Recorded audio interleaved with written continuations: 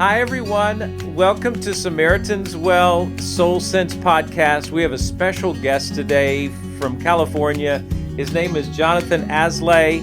He's been a life coach for 15 years. He works especially with the over 40 population, people that are really wanting to overcome relationship challenges so they can have a healthy relationship today.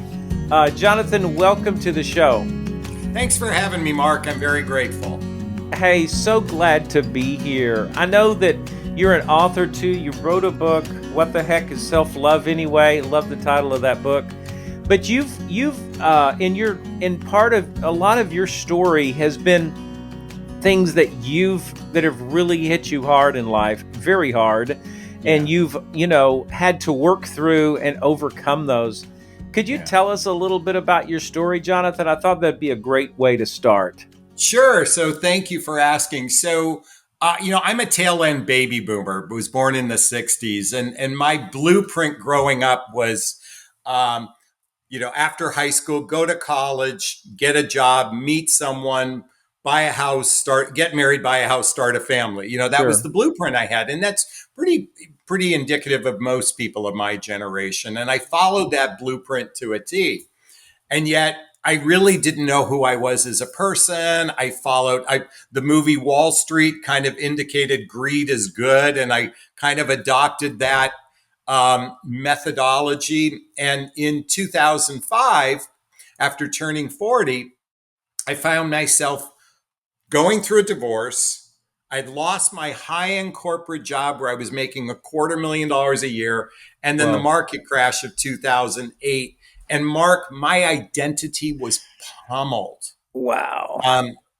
As you know, men oftentimes associate their identity with their professional Very life. much. And certainly having this all unravel, I went through the pit of despair for a good 5 years. And I'll be candid with you. I did drugs and alcohol to kind of numb the pain. Not heavy, but just enough to numb the pain. I even went to bed wishing I didn't wake up during that period of time. And I believe right around that time, the movie The Secret came out, which kind of hit me because it was all about stepping into a higher consciousness, stepping into you are in control of your life to the extent that, in the sense that if you have a connection with your higher self, you can be guided in life. And so I started to immerse myself in personal development, self-help, spirituality, and therapy to kind of dig me out of this hole, to heal the pain I was experiencing. And during that work, during that period of time, I felt like I built emotional scaffolding to prepare myself for another big, gigantic shift in my life. And then in 2018, I lost my 18-year-old son to an accident. And it's interesting because most people would say losing a child would, devastate them. To the point that they might not ever come back emotionally. And some don't. And I'm grateful because I chose to grieve with love. I thought to myself, I have a choice. I can grieve with suffering or I can grieve with love. And by grieving with love, it's knowing that he would want me to live my life to the fullest. I think anyone who loves us, who transitions, wants us to live life to the fullest. That's true. So 2 months after he passed away, I had been blogging about, as you mentioned earlier, I'm a life coach, mostly dating and relationships is where I work. But I began blogging about self-love and I go, let's turn this blog into a book. And, kind of inspired by his loss. And 9 months later, I published it on Amazon and, I hit number one, like in the first day. I was kind of excited about that. Wow. And as you shared, it's kind of a reflection of personal development, self-help, spirituality, therapy, that sort of thing. But my story didn't end there, from a loss perspective, because a few years after my son passed away, I met a woman, fell in love, deeply in love, and we merged our lives together for a brief period of time, but it wasn't the right relationship for her. Okay. And why I'm bringing this up, it was another loss, for first my identity, now my son, now a person I loved. And we did a very conscious uncoupling, very loving. If it's, I've always believed if it's not right for one, it's not right for both. Yeah. And and then I had to go through grief again, and all the modalities of anger, despair, Right. what is it, rejection, all the different modalities of grief. And I felt like to some degree, this was all these experiences were really preparing me to even love myself further. And and that's what I embody in my coaching is really you know, many of us believe that we need someone else to love us to feel good about ourselves. And no, not to sound corny, but when we embody love for ourselves, we can then give that to others instead of needing it from others. And so that's the Cliff Note version of my story. That's definitely a cliff note because you covered some heavy topics there. Yeah. Well, tell us a little bit about, so really you actually wrote the book in the months after your son died. Tell us a little more about the process of, obviously if he died in an accident, it was very sudden and everything. Tell us a little more about that grieving process for you and even how it turned into a book. Yeah, so it's kind of interesting because I shared publicly his transition, and I got a flood of love, particularly social media. I mean, just thousands of people writing me, and it's kind of interesting because when you're getting so much love from people, it can be a little addictive. By the way, it can be a little bit Sure. like you're feeding off of it to some degree. Sure. But I remembered I did a post like maybe this might encourage me to write a book. I just did a post about that on Facebook. And I got a private message from a woman said, I'd like to help you write that if you're interested. Wow. Like, because writing wasn't a natural skill for me. Sure. So I said, well, what would you charge me? She goes, I'd give it as a gift to your son. Oh my goodness. And I'm like, okay, so I pre recorded 30 chapters of all the downloads I had been blogging about. And she cleaned it up and put music to it, kind of filled in the Whoa. gaps, so to speak. And it was a fun project with her. And we had a lot of fun. I mean, she got immense satisfaction from her own, I think, generosity and gifting it to me. Sure. And it was a cathartic experience because the book is not about him per se. I mean, there's Okay. only Okay. really one chapter. The chapter I chose to talk about my son, other than there's some snippets here or there, my son had this, he kind of had this air of nobody could mess with his chi, his essence. He really was one of those, like, if you didn't like him, he didn't care kind of Sure. person. Didn't And bother so him. the chapter is, don't let anyone mess with your chi. And it talked about that. And he was 19 years old, but he had this kind of Teflon to kind of like in the four agreements, people's projections of them, is on you. Don't let anyone's opinions affect you, kind of thing. So that's the only real credit I gave him the book, other than giving him a credit at the end with a picture and such. But it was very cathartic for me to put my energy into something that felt like it was love, not suffering or grief. That's so good. That is so good. And it was right in the middle. I think you started coaching around what, 2010 or so or something like that. So it's like halfway, into those 15 years you've been coaching. Did you find that your coaching kind of took a different direction somewhat after going through the grief of your son dying, or what did Yeah. it go to a different level? Yeah, thank you for asking that, because on some level, even my coaching prior to him transitioning was still rooted in a lot of ego, right and wrong, traditional expectations. And there's nothing wrong with that. I mean, that's kind of the society we live in. But I started to more adopt more the premise of what would love do? Like the question, whenever you're faced with something, what would love do? Okay. In fact, I began a podcast at that time called the What Would Love Do podcast. So my podcast, which is both on Apple, Spotify, and on YouTube, is approaching life from a place of how would love respond? Hmm.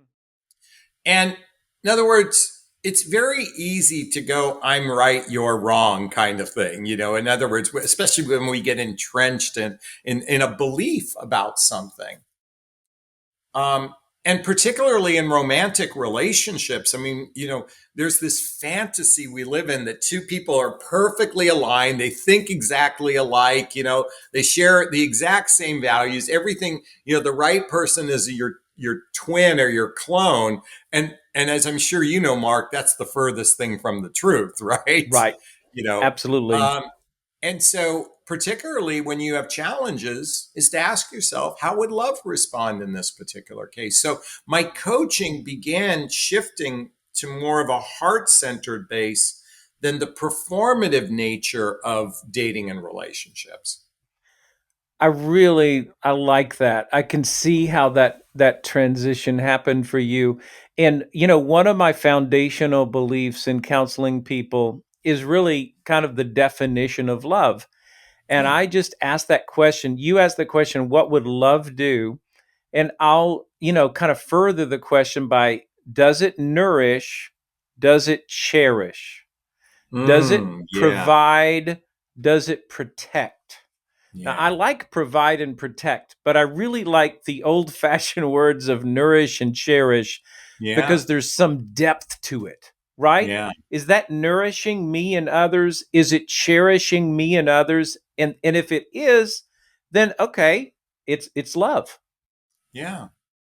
Yeah, no, what you're saying, what you're sharing reminds me of, I heard this several years ago about the concept of trust, particularly in romantic relationships. And, a lot of people think of trust in the area of fidelity as an example, Sure, sure. but what I heard in this podcast was trust is, particularly in romantic relationships, is what's in the best interest for your partner is in the best interest of you. Their feelings are as commensurate to your own feelings. In other words, it's coming from that place of cherishment. It's coming from a place of nourishment. It's coming from a place of both giving and receiving. Yes. Because if we can't receive love, then what's the point of it all, kind of Right, thing. right. And a lot of people, as I'm sure you know, have a hard time receiving. Um, Absolutely. so, um, you know, there's so many juicy words in the English language that I think Mhm. if we spend a little more time, like the word cherish, as you share, and really Mhm. start to embody it, um, and really start to get into the nuances of these, again, compassion, caring, nourishment, cherishing, Mhm. even, and provide and protect, it doesn't have to mean the traditional sense. We can go down protecting someone from an emotional perspective, Absolutely. beyond the And we physical. Yeah, and we do, don't we? We have so much influence from Hollywood, etc. You're out there in LA, so you really know. But love has been so characterized as a feeling when really it's an action first, right? It's behavior first, like the train. The feeling is more like the caboose, and it comes after. You know what I mean? It's interesting. I'm in a significant relationship right now, and I find myself, it's like I wake up and I choose this person every day. Yes. And not what, and I'm trying, and by the way, she and I have debates about the difference between, is this voluntary or is love involuntary? Like we have this Hollywood narrative, as you shared Sure. earlier, that it's a lightning bolt or Cupid hits us, something Sure. outside of our control. And what I'm learning even now, in a new relationship, a relatively new relationship, is that, it's a choice. And that choice is like, is this something that I want? Is this a covenant? Is this a crucible that I cherish? in such a way that it's so important that I want to be protective of it, not from a like a violent point of view. I don't mean it that way, but being very protective of it because it's sacred. And and sadly though, Mark, and I'm in, as a life coach who specializes in dating and relationships, we are swimming in a very dysfunctional dating marketplace. I'm sorry to put it in those Yeah. terminologies, but Yeah, it's we have, true. yeah, we have sadly a significant percentage of people who are deeply wounded, predominantly after a divorce, and that's the Right. demographic that I work with. And what it is they haven't done any healing after the fact. And then they go out thinking that a new relationship will just somehow solve all their That'll problems, take and they're care of not. it. Yeah. Yeah. And because of that, it is rather dysfunctional, and there's a lot of pain and hurt out there. And so as a coach, I'm here to encourage really individual empowerment, particularly to let go of the Disney movie fantasy of chemistry equals relationship success, and really understanding that shared values, shared vision, treating, emotional maturity, lifestyle compatibility plays such roles. But the most important part I want to emphasize here is that we operate from a place of intentionality, cherishing it as a sacred experience and not a cavalier experience. Yeah, that's so good. And I'd love to go into, Jonathan, some of the biggest challenges that you find when you're working with that over 40 crowd. But let me just say one moment. If we Sure. look at the research, there definitely is a honeymoon phase in relationships that lasts for a certain number of months where the chemistry is there, the rose colored glasses, and everything like feels good.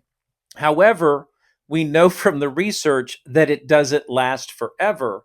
And so we have to transition into a more mature love. And the more mature love is where you do have to make choices, whether that chemistry or emotions are necessarily there or not. The chemistry and the emotions will come and go, just like we all have ups and downs. Once you get through the honeymoon, I think that's one of the reasons that a lot of relationships, for example, if you take the classic Hollywood relationship, oh, they're so in love for 6 to 18 months, and then it starts to cool down. And then in year 3 or 4, they're divorced or something like that. It might be Sure. stretched out a bit in the non Hollywood marriages, because they seem to go through them so fast out there. But Yeah. there really is that honeymoon phase. It's a real thing. That chemistry is a real thing. It's just that we have to make that transition into the mature love from what is just that honeymoon phase. But, tell us a little bit about some of the challenges and how you work with some of those challenges that you'll see with that 45 or 50-year-old lady that comes in. She's wounded more than she understands. She needs some help to get healthier. How are you helping that lady or that man? Yeah, that's a great question. And you brought up an important thing. I want to just touch upon it for a Sure. second. I've been thinking a lot about, the honeymoon phase, Yes. and it's designed to build some roots so you don't run away quickly. And sadly today dating could be very hit and run, kind of thing. Right. Um, and so the honeymoon there is to help establish some roots. Okay. Agreed. Now, but here's the thing: if you go in purely based on lust or extreme infatuation, limerence, and without a grounded presence, most importantly, without intentionality, you can get sucked away by the fantasy and find yourself, holding the bag a few weeks, few months later, going, Yes. what the heck just happened? So Yes. being intentional is also being objective, being grounding, being discerning, having really deeper conversations right from the very get go versus the superficial conversations people have. I've read text exchange from couples who've been speaking for months, and it's basically talking about how their day is going. Yeah. Like, did you have a good day? I hope you had a good day. Tell me about your day. And Yeah. it's and while that's important, but it's not really going into the deeper surface of What's your fears? What's your insecurities? What's your doubts? What's your limiting beliefs? What's your negative patterns? What's your judgments about others? How Mm-hmm. your actions affect others, like really digging deep. So, so when I coach, you know, we kind of already have like a blueprint of what we think we need, and it's called the list. Everybody has their list, Got it. but it's usually it's like the above the water line on an iceberg. It's above the water line. What that list is usually missing below the water line for an iceberg, that has to do with values, emotional maturity, lifestyle compatibility. So in my work, a lot of what I do with my clients is journaling much deeper than the surface. So there's an understanding of a relationship beyond the physicality, if you will. Mm-hmm. And when you operate from an intentional place, and now I'm still a big proponent of love and romance. Well, let me just say this. We've adopted the following strategy in love predominantly in the last 100 years. It's based on attraction, Yeah. entertainment, romance, and physical connection. Yeah. That's And true. what's missing is the heart. Okay. Now, romance isn't the heart. And I always say for my clients, romance should be reserved for couples in a relationship, not as an entry point into a relationship. If you're using romance to enter into a relationship, it's the weakest foundation. Right. I think romance should be reserved for couples in a relationship. In other words, couples who've agreed, hey, we're going to be exclusive with one another. We're going to be monogamous with one another. We want to explore a long-term relationship. And to piggyback on something you said, most people operate with a short-term mating strategy, not a long-term mating strategy. And well, I'll share something personally. Like when I was in my 20s, after that blueprint I shared with you earlier, I was on the hunt for a wife. Sure. I wanted the mother of my children. I was intentional. My son, who's 29 years old, he wants to get married and start a family. He's intentional. Sure. If we're just dating just to have a good time and just to be social and avoid loneliness, without that intentionality, you could temporarily find yourself getting attached to a person that isn't on the same wavelength as you. Absolutely. And Jonathan, talking about being intentional and going beneath the ice, looking beneath the waterline, so to speak. Yeah. The best research says start a relationship with the foundation of friendship. And you have to continue the relationship even when you get married, especially when you get married, of keeping the fires of friendship burning. Yeah. And you're right. What happens is we'll have, I work predominantly with Christians and people that come in from churches and stuff. But even a Sure. lot of those Christians, they're starting the relationship and they're barely getting the friendship started. And then they're hopping into bed and getting physical and getting romantic. And what it does is it significantly weakens the building of the friendship and the going deeper, and it even blurs the lines of even the need to go deeper or look beneath that waterline. And so you're right, we have to get the foundations right in these relationships. So when By the you're way, can I yeah, piggyback on that? sure, Can I? yeah, Yeah. Oh, so grateful you brought this up, Mark, because it's interesting. It's going to take me a minute or two to give you the backstory, but my sure, relationship that I'm in, when we first met, well, we met through a dating app. I'll just be candid, met through the sure, datings, which is 65% of all couples today right, are two meeting through an thirds, yeah, online that's what I connection. find. And when we talked on the phone, it turned out like we talked for 3 hours, and about 2 hours in, we realized we had mutual friends, like really close Whoa, friends. We're like, and then we were like, we think we crossed paths like a couple times. okay, So we met for coffee, and not a Starbucks. We met at a nice hotel for coffee overlooking the sure, marina. Um, and and we sat down and we ended up having a 5 hour conversation. And wow, we were really enjoying the conversation. We were talking about some of our experiences in dating, our life, what we were looking for. But there was no spark between the two of us. Oh, let me rewind. I didn't feel a spark. Okay, Now, sure. I didn't feel, like I want to run away. I just didn't feel a pull. Sure. So 2 days later, we text each other and we end up getting on the phone. And she said, "So what about getting together again?" I mean, she didn't say it like that. And I'm like, Sure. "I want to be candid with you. I'm feeling neutrality. I didn't feel a real pull towards you." And, Okay. and she said, "You know what, Jonathan? I feel the exact same way."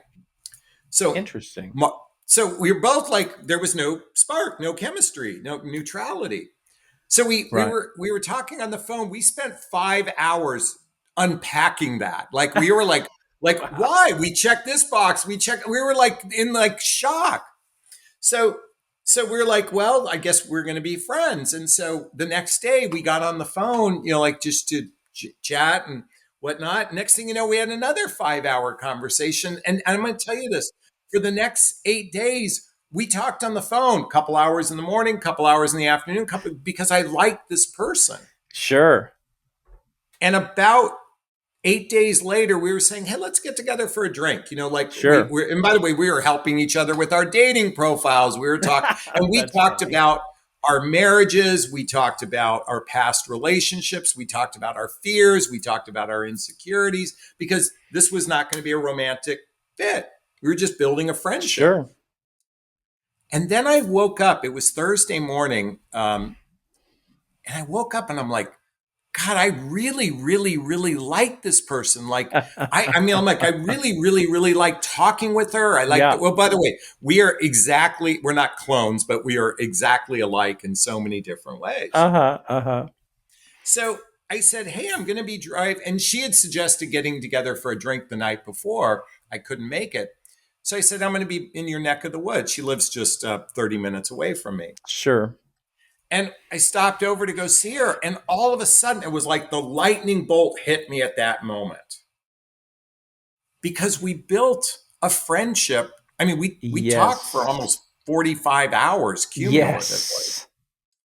And like all of us, and then we were like, what just happened? We were like, what just happened? And it's because, I mean, now we have very strong chemistry with one another. I love talking with this person. I love the way she thinks. I love how grounded she is, and how passionate is. She's an artist, and she's kind and caring. But we are more best friends than some of my oldest, dearest friends. Sure. And And I you want to come back to this. This is a key point. I said, I really, really like this person. There's something about the word like that yeah. feels different than the word love. And Mhm. if you asked me to describe it, I would just be vomiting, because I wouldn't even know how to describe. But like feels even better than love in some ways. I don't, again, I don't know how to describe this. I just know I'm feeling it. Yeah, that's powerful, Jonathan. And I told my kids when they're dating, three of them, very soon I'll have three of my four kids married, and the fourth one is in a serious relationship. But I told them all, I said, listen, I want you to follow an example of your mother and I. When Okay. we started dating, we talked a lot. We talked a lot. And if you can talk easily to someone, you can have that foundation of friendship and you can build on that. And you guys didn't necessarily realize it when you were doing, but you were doing a living science experience.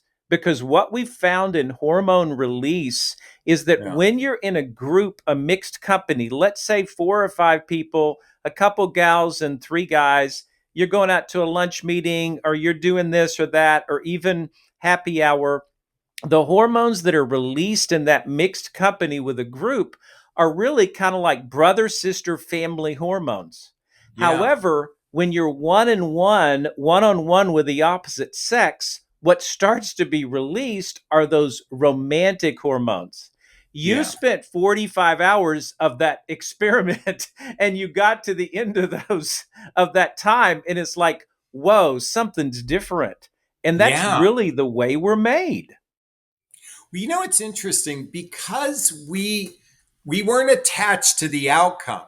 Like Uh-huh. it wasn't like I had to prove Yeah. myself to her. I No. didn't have to climb to the highest room of the tallest tower. Sure. I didn't take her out on fancy dinners or anything like that. We were just getting to know each other. By the way, we didn't know this was happening. I mean, it was No. happening on the background. No. Um, but now, what we didn't do, and I want to bring this up because you shared something earlier. Mm-hmm. What we didn't do is trauma dump. We didn't trauma bond. We weren't Okay. stuck in our past reliving, the Yeah. narcissistic You relationship, the won't alcoholic believe what I relationship. went through or what Yeah, this narcissist person did to me or yeah. whatever.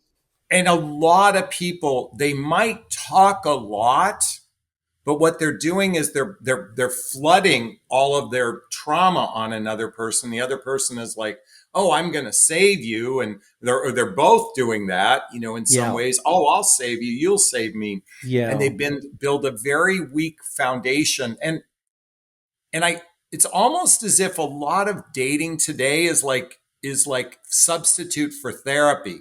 People are Oh, talking a lot, but they should be talking to a therapist or a counselor and not this person that they're dating. So they're bonding through the trauma temporarily. right. Whereas in my particular case, we were bonding through what you just shared, is that the hormones, but more importantly, the friendship, the The light, the friendship. curiosity. Yes. Yes. And we should, one of the ways we should think about our dating relationships, like you said, number one, I don't want to think about this person I'm dating as my counselor because, I mean, that sets things up for, I've got to find somebody to rescue me or, it puts things off balance to start with. It's almost like a parent making their 12-year-old their counselor. You know what I mean? Oh God, yeah, I do know that. So sadly. But so how do you help people when they come to you? That might be one of the things, oh, I've got this trauma and actually I do share a lot of it with the guy that I'm dating or the guy I used to date or whatever. How would you help them with that? Do you do that through journaling too? Obviously, part of that's going to be you coaching them through that. Yeah, that's a great question. And it's a little tricky at times because sometimes when I'm doing the pre interview for coaching, the discovery call, I may Yep. not be aware of how much pain they're in. And so Sure. I look at, you have to ask yourself, and everyone, as you're listening to this, if you're looking for love, you have to ask yourself, does my desire, my capacity, and my vision for a relationship exceed my pain, past hurts, and fantasy of a relationship?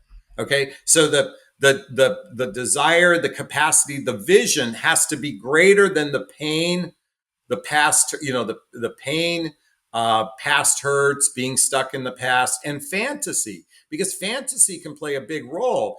Where when it's above that, you're not really capable of a relationship. So, Sure. well, you are capable of a relationship, but it may not be a solid foundation Yes. relationship. I do some pre work with them, but I spend a lot of time in journaling to get clarity on who is really compatible. So what I teach, Mark, is more about discernment. In other Okay. words, fairly quickly discern, is this other person, does their desire, capacity, and vision exceed their pain, their past hurts? Or I'm sorry, when I said pain, I meant to say fears and past hurts. Fears. Fears Okay. and past Fears. hurts. I'm sorry. Okay. I Got it. meant to They're say fears, fears. past hurts, and fantasy. And boy, I think a lot of people are in the fantasy realm, or they're in the fear realm, or in the past hurt realm.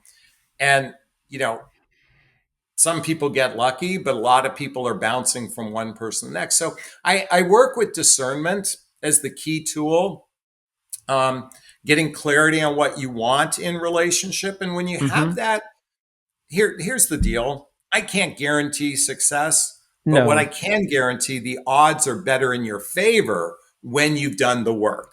it's good. It's good. And it sounds like a lot of working with it with this discernment model is, okay, how am I doing in this being greater than that?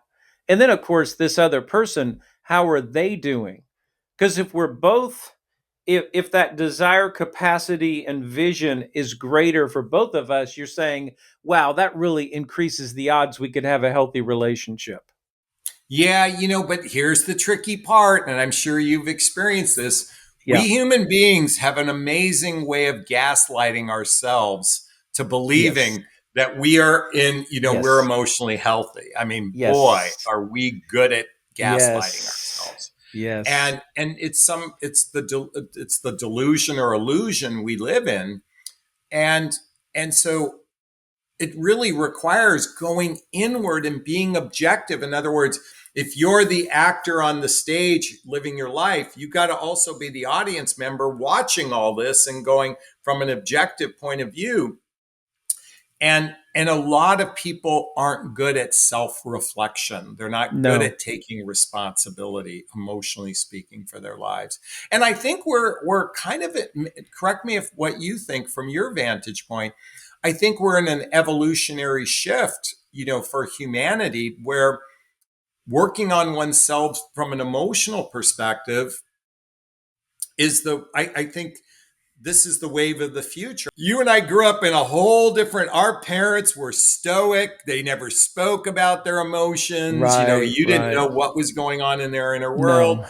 My children got a little taste of it, but I think my son's children and the children thereafter, this is going to be a way of life. Like Yeah. listening to podcasts and working on oneself Sure. is the way, what I think is going to be a shift over the next 100 years. And Mm-hmm. I Mm-hmm. kind of hope that for the sake of relationships, you know, we are more aware of ourselves, and it creates greater opportunity for relationship success. I do too. I really do too. And that's, I'm sure that's so much of why we're in this business, trying to help people, uh, overcome maybe mistakes that we've made or things hopefully that we've either helped people overcome or we've had to overcome ourselves. And you're right, though. You were talking a few minutes ago, Jonathan, just about that capacity to be in deception. I know I was sitting with the word denial years and years ago, Yeah. and I was like, "Oh God, what really is denial?"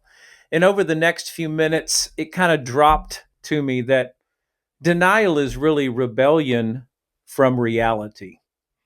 And Oh, so wow. That's a really, yeah, I like that. ever Rebellion since to ever reality. since that, I've started to say, okay, Mark, are you in rebellion from reality here? you know and I don't mean it to condemn people, but it really is. Denial is not just a benign thing. Yeah. There is something. If there's something that I need to own, it is causing me pain, Yeah. present and future, for me not to face it, for me not to Yeah. own it. Right? You know, it's interesting. Something you said a moment ago inspired a thought. Is that you having a podcast and bringing in guests that share their story, Right. and when we hear other people express something, I mean, even from a deep emotional pain, like, and particularly after my son passed away, I talked about Sure. some really deep emotional stuff. To this day, I still go very deep emotionally.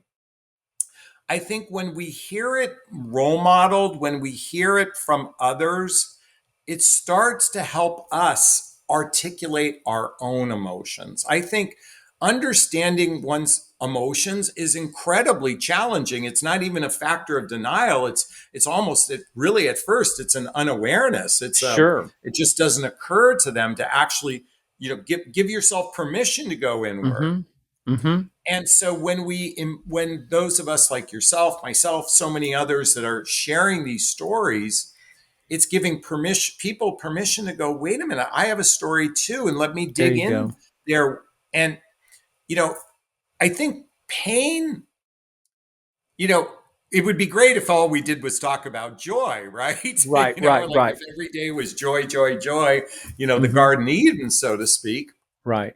But it is through I believe we learn more from through our pain than we do our joys, because it inspires us to overcome something. As to some degree, I talk about overcoming my variety of different challenges, but Right. all those challenges I experienced has also built the muscle to be able to communicate my feelings. And by the way, my new partner, she's like, Jonathan, I don't know a guy who talks like this, I'm not like, I've never experienced a guy who can so freely talk Right. about his emotions.